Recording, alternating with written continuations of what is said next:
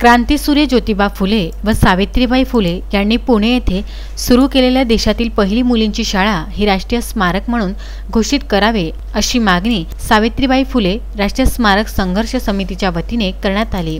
ज्ञानाची गंगा दारोदारी पोहोचविल्या जावी व संपूर्ण समाज व्यवस्था शिक्षित व्हावी या दृष्टिकोनातून 1 जानेवारी 1848 साली महात्मा फुले व सावित्रीबाई फुले यांनी मुलींची पहिली शाळा काढली। संपूर्ण आशिया खंडात पुणे येथे भीडवाडा या ठिकाणी स्थापना झालेली पहिली शाळा आहे। कुठलाही स्त्री पुरुष असा भेदभाव न राहता स्त्रियांना शिक्षण घेता यावं यासाठी सावित्रीबाईंनी भिडेवाडा येथून मुलींसाठी शिक्षणाची दारे खुली केली। ज्या भिडेवाड्यातून स्त्री सक्षमीकरणासाठी पहिले पाऊल उचलला गेलं तो भिडेवाडा मात्र आज अत्यंत दयनीय अवस्थेत आहे।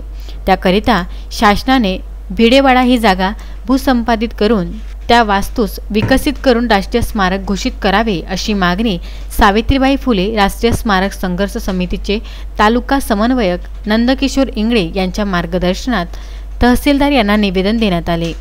यावेळी सुनील बनसोड, मनोज मानतकर, अरुण शिंदे, गजानन राऊत, पद्माकर मेटकर, चंद्रकांत बडी, अक्षय मुळे यांच्यासह कार्यकर्ते उपस्थित होते। स्त्रियांना शिक्षण घेता यावं याकरता महात्मा ज्योतिराव फुले व सावित्रीबाई फुले यांनी पुणे शहरात भिडेवाडा येथे मुलींची पहिली शाळा सुरू केली।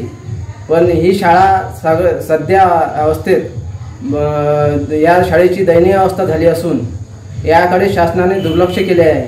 ही शाळा भूसंपादित करून या इमारती या वास्तूचे जतन करावे व याला राष्ट्रीय स्मारक घोषित करावे अशी आमची मागणी असून या संदर्भात आम्ही आज संपूर्ण महाराष्ट्रातून निवेदन संघर्ष समितीच्या वतीने निवेदन सादर केले असून नांदगाव तहसीलदारांना आम्ही उत्तम ब्राह्मणवाडे, विदर्भ न्यूज, नांदगाव, खंडेश्वर।